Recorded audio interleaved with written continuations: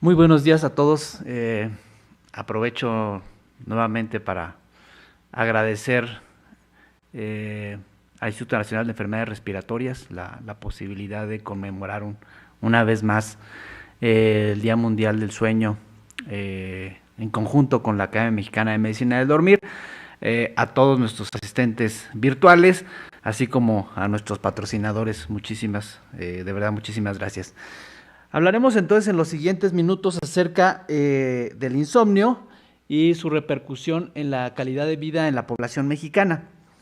Eh, para el desarrollo de este trabajo, de verdad que de principio me parecía un desafío. Pensé que no iba a encontrar tanta información y verán ustedes que sí hay datos de los mexicanos. Que desde luego se requiere hacer más investigación al respecto bueno, no es algo exclusivo de nuestro país, pero de verdad pues que representa un área de gran interés y de oportunidad en la medicina del dormir. Para comenzar con el tema, pues es necesario primero definir qué es el insomnio, ¿no? El insomnio crónico o el trastorno por insomnio. Tenemos pocos años, pero ya con una definición mucho mejor acabada, más completa, que permite definir con claridad de qué estamos hablando cuando se trata del trastorno por insomnio o del insomnio crónico.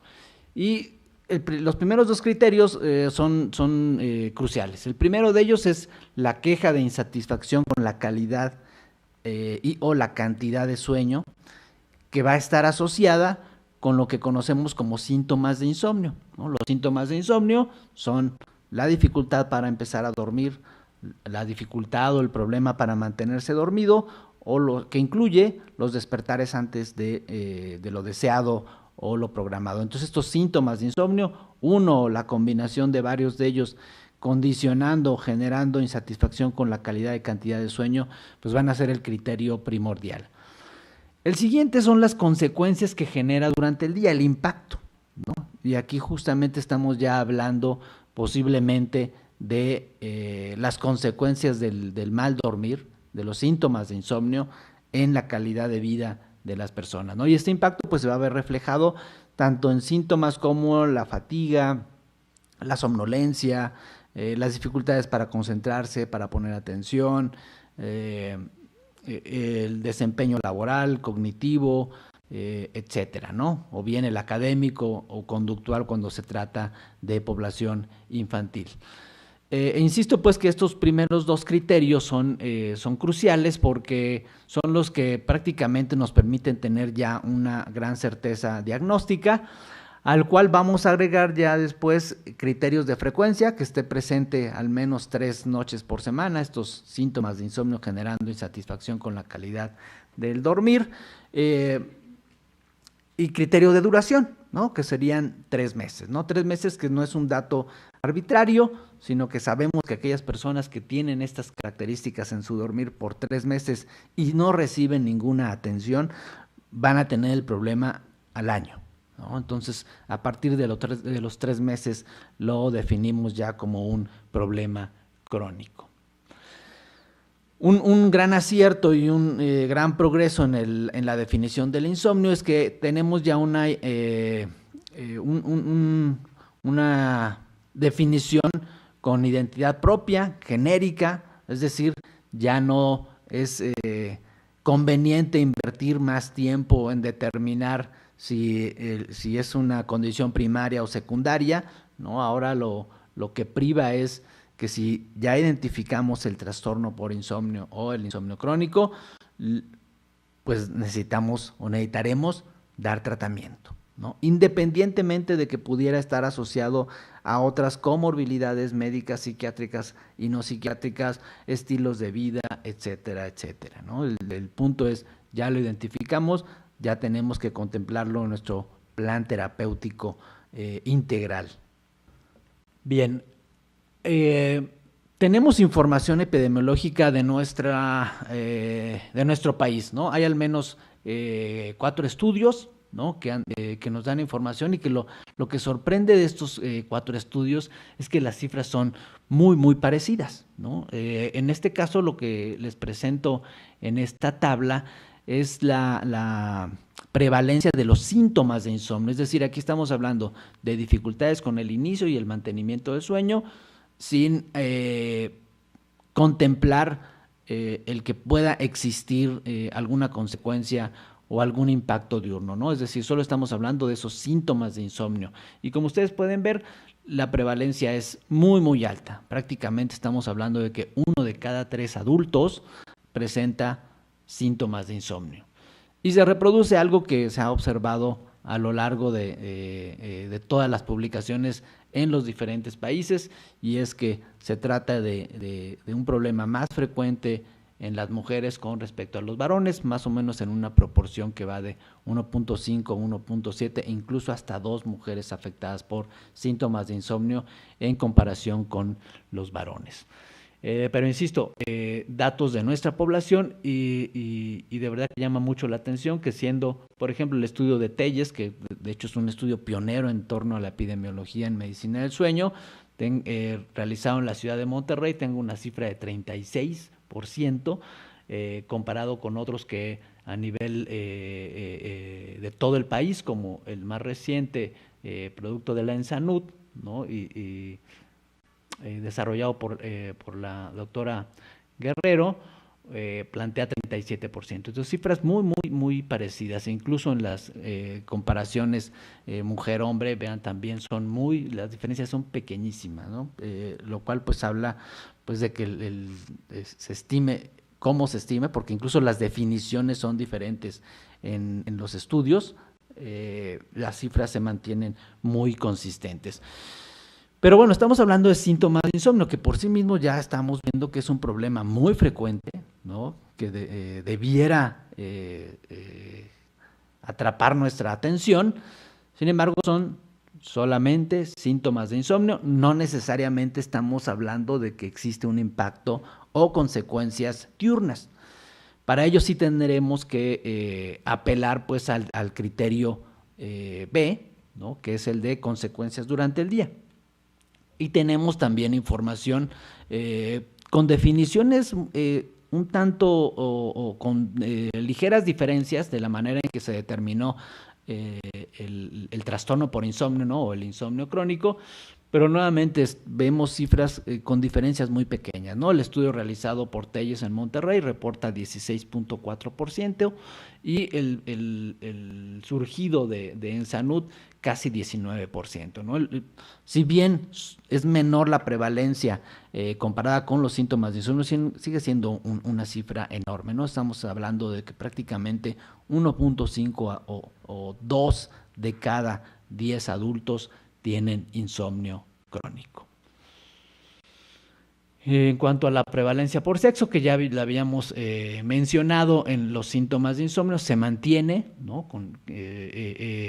Cuando hablamos ya del insomnio crónico, sigue siendo más frecuente entre las mujeres con respecto a los varones, y algo que también se reproduce de lo que se ha observado en la literatura internacional es que se incrementa su prevalencia conforme progresamos en la edad, ¿no? De tal forma que, nuevamente, aquí tenemos un dato muy importante, porque si bien decíamos que serían aproximadamente 2 de cada 10 adultos, cuando consideramos ya el factor edad, por ejemplo, entre el grupo de 45 a 54 años, incluso ya hasta 65 años, vemos que estarían afectados 1 de cada 4 hombres y nuevamente 1 de cada 3 mujeres. Ya aquí no solamente síntomas de insomnio, sino insomnio crónico, ¿no? El trastorno por insomnio, que ya tiene consecuencias durante el día.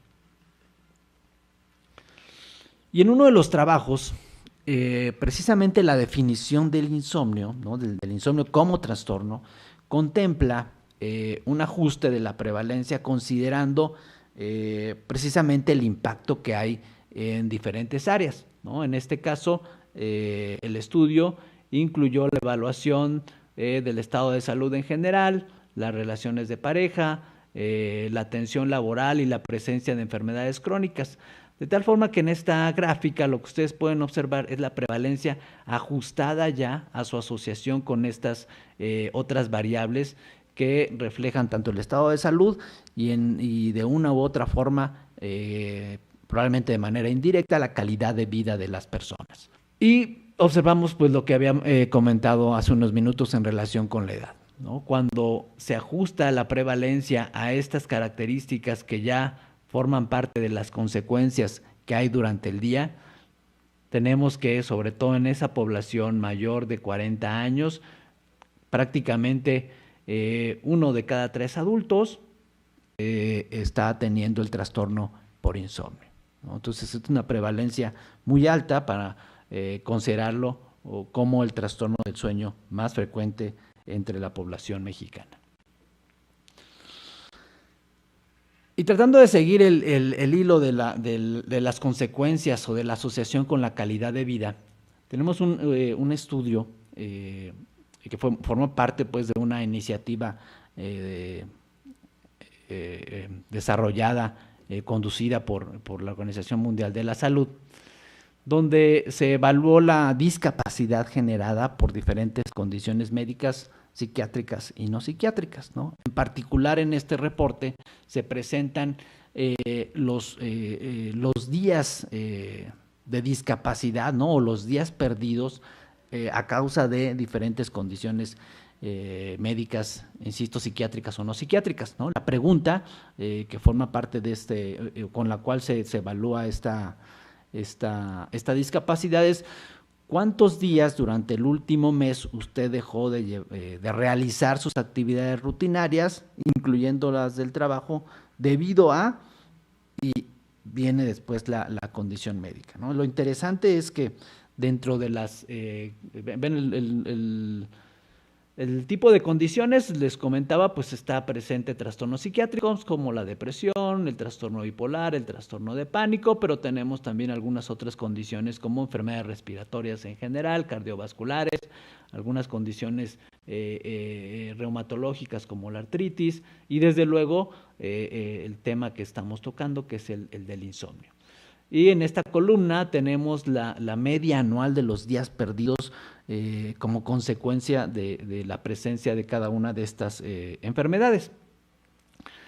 Y bueno, vean, la condición que genera más días perdidos, ¿no? Más de un mes, 40 días, es la depresión.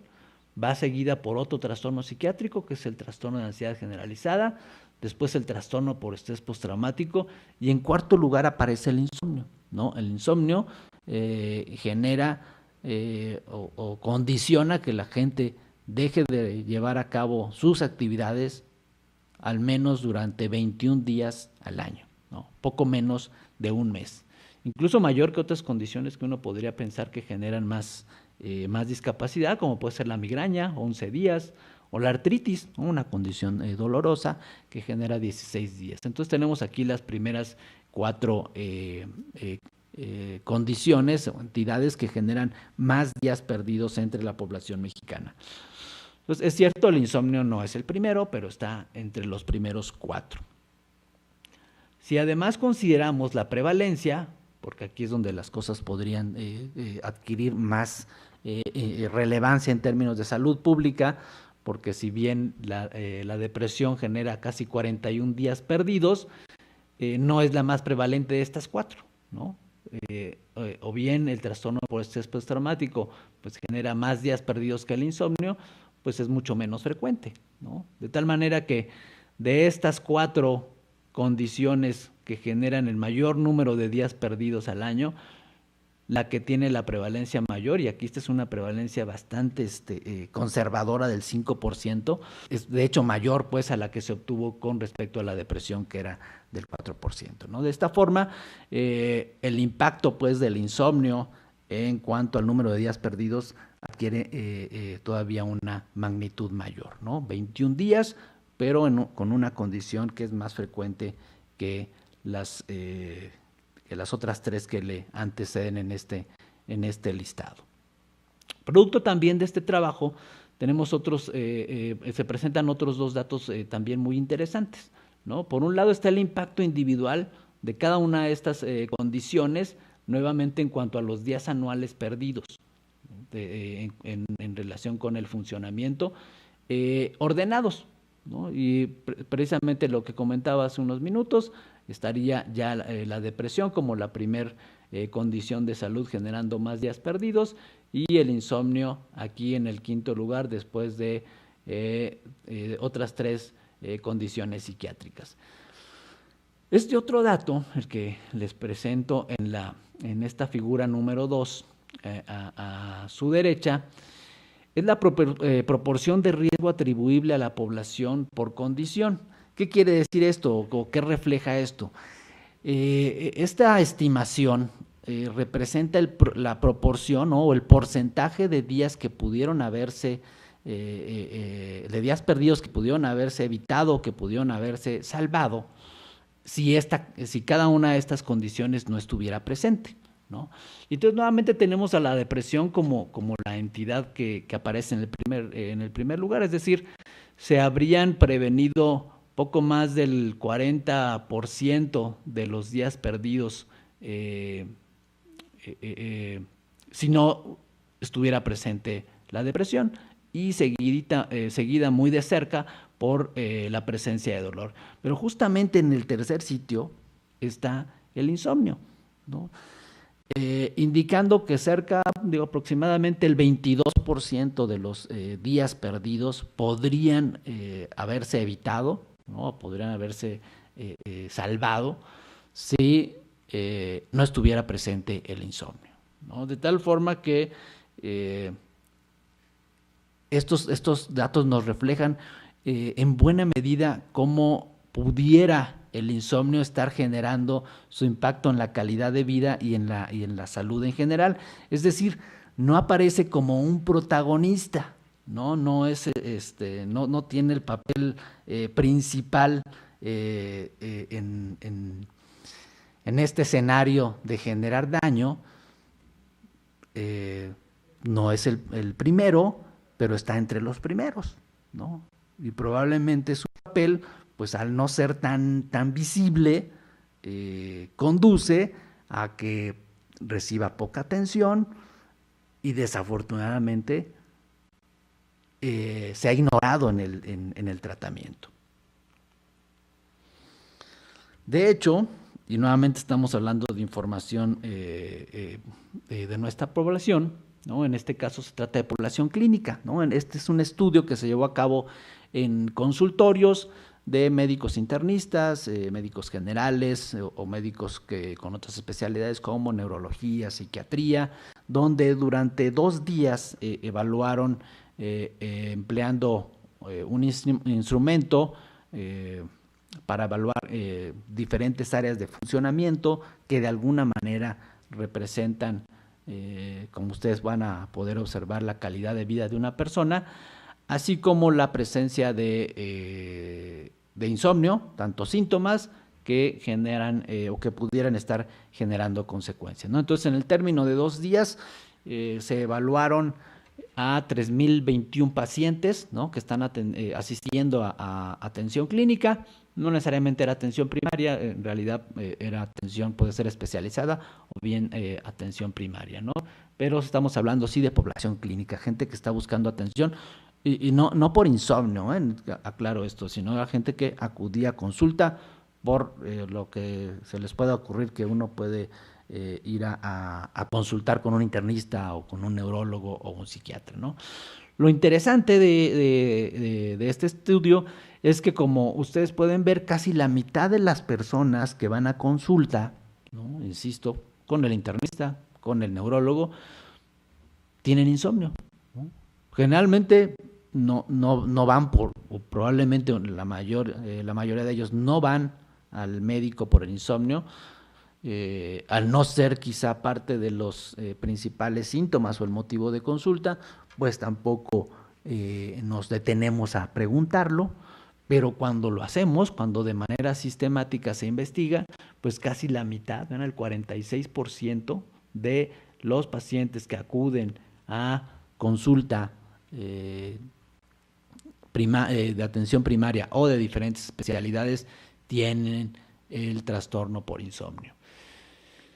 Y de estos, casi el 73% tienen consecuencias diurnas del insomnio, ¿no? No fueron específicamente por esto a atención, pero lo están presentando y con consecuencias que precisamente aparecen en esta gráfica, ¿no? Donde tenemos las diferentes dimensiones que se evaluaron con un instrumento. Y aparecen, bueno, cuando las consecuencias son de moderadas a severas. Vean, prácticamente la mitad de todas estas personas que tenían insomnio veían algún impacto en estos dominios que son las actividades diarias, el trabajo, las relaciones interpersonales, incluso en actividades recreativas o en dominios cognitivos como serían la memoria y la concentración, ¿no? Entonces la mitad prácticamente, ¿no? Porque está muy cercano al 50% en cada una de ellas, está viviendo impacto en estos dominios como consecuencia de este mal dormir. Y entre una quinta parte o un cuarto incluso, son consecuencias que el paciente las considera como graves, ¿no? En los diferentes dominios, ¿no? El más bajo es en las relaciones interpersonales, pero es el 20% tiene un impacto grave, hasta muy cercano al 30%, que es en las actividades diarias, ¿no? Insisto, son gente que está yendo a consulta, ¿no? A consulta médica y presentan insomnio, ¿no? Entonces, otra vez, ¿no? La gente fue a consulta por otra condición, por otro motivo, no es el insomnio el protagonista, pero ahí está, ¿no? Pasa inadvertido, pero si lo preguntamos, está generando impacto en diferentes dominios, desde los más simples, ¿no? O generales, como son las actividades diarias, hasta aspectos mucho más puntuales como son las relaciones interpersonales. No es muy distinto el efecto que tiene en el estado de ánimo, ¿sí? Nuevamente tenemos que poco menos del 50% están experimentando un impacto negativo, presentándose a través de una sensación de tensión, de irritabilidad o de un ánimo depresivo. Y aquí sí, la tercera parte, ¿sí? Están experimentando estas molestias, ¿no? En el estado de ánimo en forma grave. Y bueno, también como parte de este estudio, ¿no? Evaluaron otras consecuencias asociadas al dormir, ¿no? Que justo en la intervención anterior, el doctor Castorena hablaba pues de accidentes, ¿no? De aquellos accidentes terribles en los que se ha documentado la participación de un mal dormir previo. Bueno, precisamente aquí a los pacientes que tenían insomnio se les preguntó si en el último mes habían tenido, habían experimentado el quedarse dormido mientras manejaban, y es 1 de cada 10 de las personas con insomnio, que habían tenido como tal un accidente automovilístico, poco menos de 1 de cada 10, ¿no? Pero vean, si nos remitimos a los accidentes domésticos, pues casi una tercera parte habían tenido un accidente de este tipo, y 1 de cada 5 prácticamente habían tenido un accidente laboral, ¿no? Entonces, el impacto medido a través de casi accidentes, o bien ya como tal accidentes, desde cuestiones muy graves como un automovilístico hasta otras que pueden tener efectos importantes como el doméstico y el laboral, se presentan en una proporción muy elevada de las personas que están sufriendo insomnio.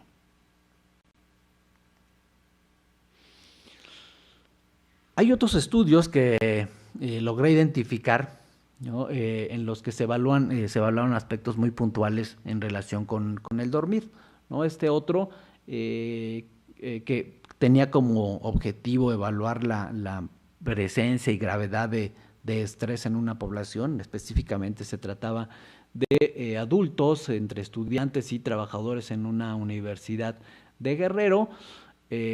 Clasificaba a los, empleando una escala de gravedad del estrés, ¿no? Que permite clasificarlos entre estrés de menor magnitud y el clínicamente significativo, que es el elevado o el estrés peligroso.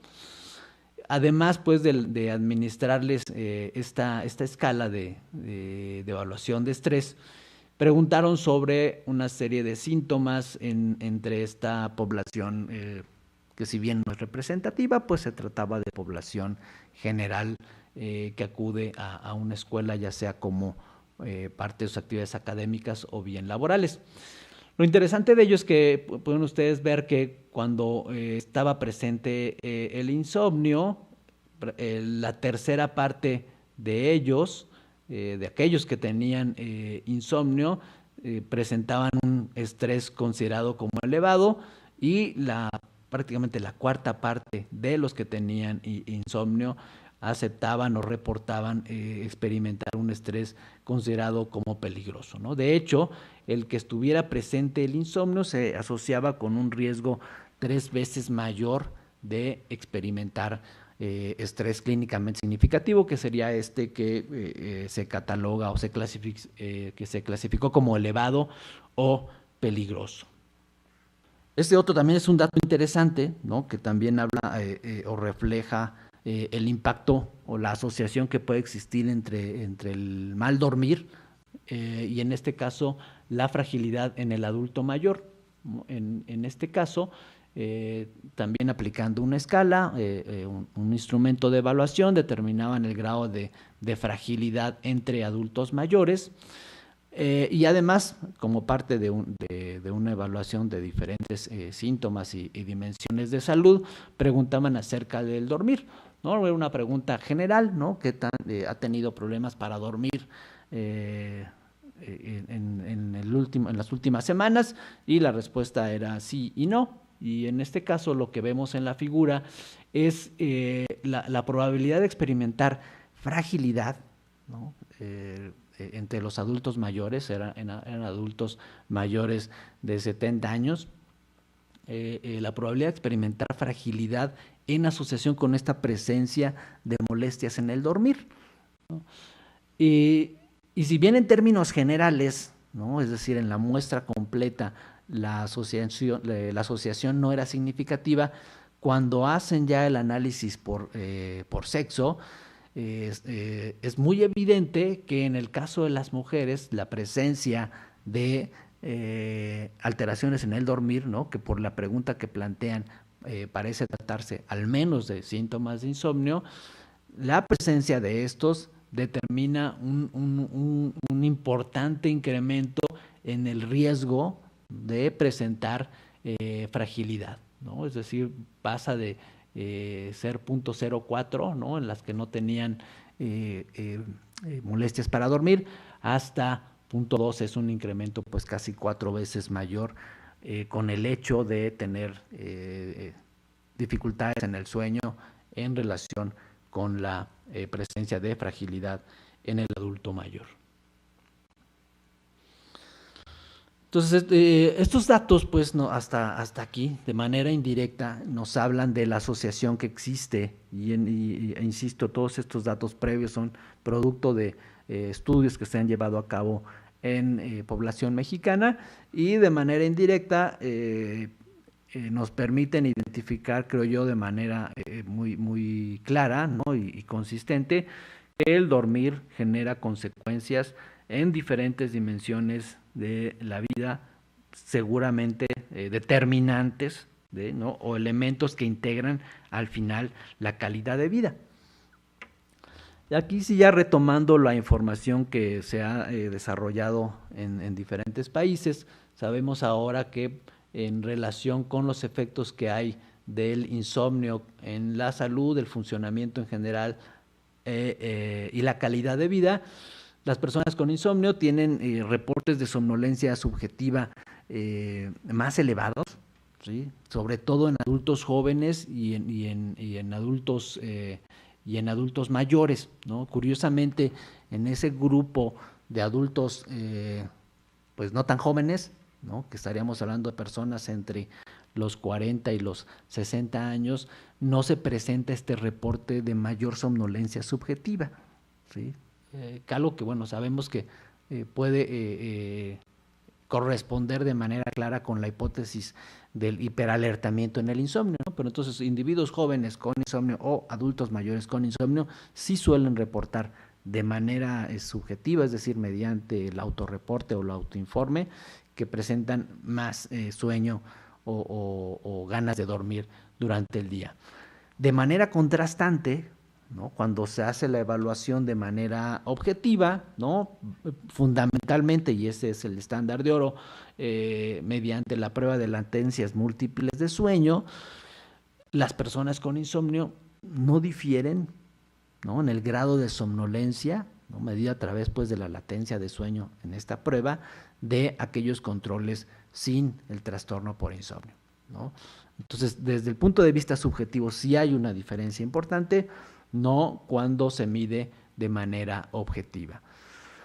De cualquier forma, el hecho de que subjetivamente yo me sienta con somnolencia durante el día, habiendo o siendo una persona que sufre de insomnio, es pues claramente algo que va a influir en mi reporte de calidad de vida.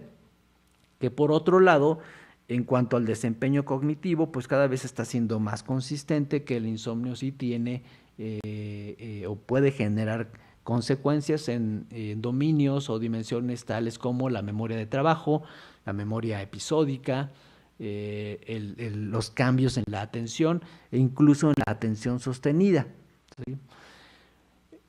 Hay algunos correlatos de estas modificaciones en el desempeño cognitivo relacionados con características o variables muy puntuales del dormir en personas con insomnio, ¿no? De tal manera que personas con insomnio en las que se determina que además hay una duración de sueño disminuida, existe una relación significativa con el control de impulsos. Lo mismo ocurre en cuanto a la precisión como característica de la atención, de tal forma que esta va a presentar una relación con la continuidad de sueño, es decir, a una menor continuidad de sueño va a haber menores calificaciones o una menor atención. Y algo similar ocurre con la memoria episódica en relación con la continuidad de sueño. La continuidad de sueño en este caso pues está evaluada a través del número de despertares o bien del tiempo que se pasa despierto después del inicio de sueño, ¿no? Y cuando hay una menor continuidad, pues entonces se ha observado mayores anormalidades en estos dominios de la memoria y la atención, particularmente la precisión en la atención. Diferentes estudios también han documentado que las personas con trastorno por insomnio experimentan más síntomas del estado de ánimo, ¿no? Que lo habíamos hablado previamente. Empleando diferentes tipos de instrumentos, ¿no? Algunos de uso muy común en la evaluación tanto de la depresión y de la ansiedad, ¿no? Como la escala de depresión de Hamilton o el inventario de depresión de Beck, que los utilizamos muy frecuentemente para evaluar el estado de ánimo, incluso permitir una sospecha de diagnóstico de un trastorno depresivo mayor. Pues bien, las personas con insomnio tienen calificaciones más elevadas en estas escalas, ¿no? Algo similar ocurre cuando se emplean las subescalas del MMPI, ¿no? Del inventario multifásico de la personalidad Minnesota, donde también obtienen calificaciones más elevadas en las dimensiones de síntomas depresivos, síntomas de ansiedad, y en otras escalas que también evalúan, insisto, estos dominios de ansiedad y depresión, como serían el inventario de ansiedad estado rasgo, donde las personas con insomnio exhiben calificaciones también mayores, indicativas de la presencia de ansiedad. O en otra escala que es el perfil de estados de ánimo, que es para evaluar de manera transversal y en el momento el estado de ánimo de una persona, y nuevamente las personas con insomnio tienen calificaciones mayores, ¿no? Y no estamos hablando de la presencia como tal del diagnóstico de depresión o de un trastorno de ansiedad, sino síntomas de ansiedad o de depresión. Algo que de manera reciente y cada vez de forma eh, más consistente parece estar resultando es la asociación entre el trastorno por insomnio y el riesgo cardiovascular, ¿no? Diferentes cohortes, todavía algunas con datos negativos, pero otras que lo apoyan encuentran que las personas con el trastorno por insomnio eh, presentan tasas más elevadas de hipertensión arterial, de enfermedad coronaria, ¿no? Incluyendo infarto agudo del miocardio y enfermedad cerebrovascular, ¿no? Y me remito nuevamente a esto que les comentaba hace unos minutos, ¿no? El insomnio aparece pues como un actor de reparto, no el protagonista, pero que al final contribuye pues a desenlaces tan graves como todos estos y que sí ya forman parte, ¿no? Y que aparecen pues entre las primeras 10 causas de morbilidad o de mortalidad en la población mexicana. Uno de los instrumentos más utilizados para evaluar la calidad de vida, porque en ese sentido la calidad de vida es un constructo, igual creo yo que la calidad de sueño, difícil de evaluar, ¿no? Tiene un elemento muy grande subjetivo, ¿no?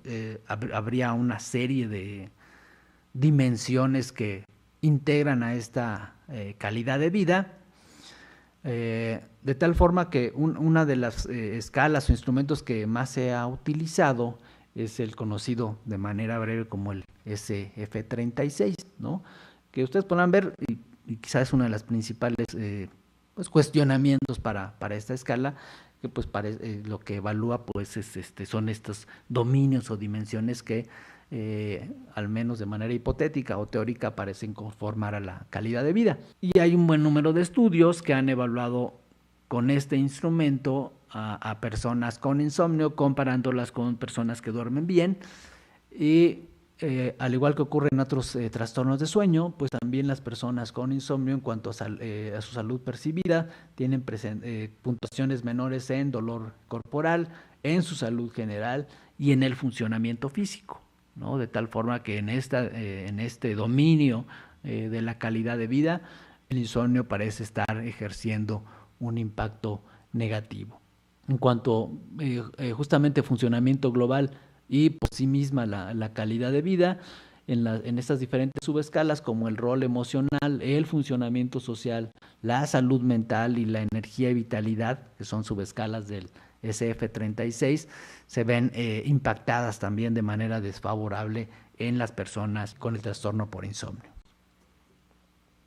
Bien, entonces habiendo revisado toda esta información, creo que podemos llegar a la conclusión, ¿no? o entre las conclusiones, a que el insomnio se asocia con impacto en diferentes dimensiones, ¿no? Que creo pueden estar de acuerdo conmigo en que muchas de estas dimensiones terminan por formar parte de lo que conocemos como calidad de vida, porque estamos hablando de la salud física, de la salud mental, de las relaciones interpersonales, del desempeño cognitivo, de la salud cardiovascular y del riesgo de accidentes tanto en el entorno laboral o en accidentes de tráfico.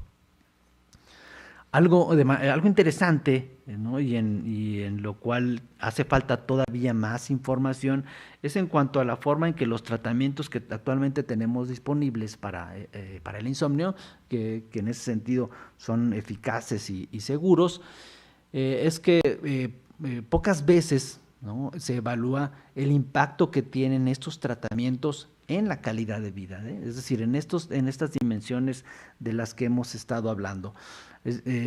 Generalmente se evalúa pues qué tan eficaz es en mejorar la duración de sueño, la calidad de sueño o diferentes indicadores como la latencia, el número de despertares, etcétera, ya sea de manera subjetiva con diarios de sueño o de manera objetiva con la polisomnografía, y documenta, ¿no?, la terapia cognitivo-conductual para insomnio o diferentes hipnóticos que son eficaces, ¿no?, que en el tratamiento a largo plazo, en particular las intervenciones psicológicas, pues son más seguras, pero pocas veces se pregunta o se ha evaluado cuál es el efecto en la calidad de vida, que a final de cuentas, pues las personas cuando buscan la atención, si bien es cierto, claro que quieren dormirme más y mejor, pues también quieren sentirse con una mejor vida, ¿no? Además de un mejor dormir, para disfrutar mejor del planeta, ¿no? Sin duda, pues será un elemento que es necesario considerar en futuras investigaciones, sobre todo aquellas que vayan encaminadas a evaluar la eficacia de los distintos tratamientos. Y aprovecho, ¿no?, para hacer una invitación. Todavía estamos algunos meses lejanos y soy muy, muy optimista en cuanto a que pronto, bueno, pronto, entre comillas, podamos salir de esta situación muy bien librados. Tengo confianza en que lo haremos y lo estamos haciendo bastante bien, y por ello me permito entonces invitarlos desde ya, ¿no?, que vayan reservando la fecha para el Encuentro Nacional de la Academia Mexicana de Medicina del Dormir, que tiene como fecha programada el 19 al 21 de agosto en la Ciudad de México, nuevamente repitiendo sede en el Hotel Crown Plaza, ubicado muy cercano al World Trade Center. Insisto y quiero reiterar mi agradecimiento por acompañarnos en este evento en línea, y que además continúen siguiendo las actividades de la Academia Mexicana de Medicina del Dormir. Muchísimas gracias.